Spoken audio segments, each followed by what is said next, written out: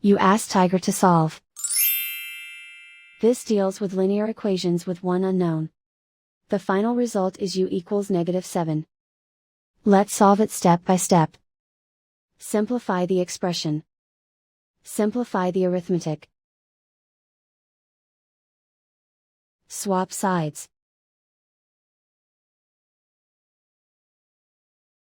Group all constants on the right side of the equation. Add 18 to both sides. Simplify the arithmetic.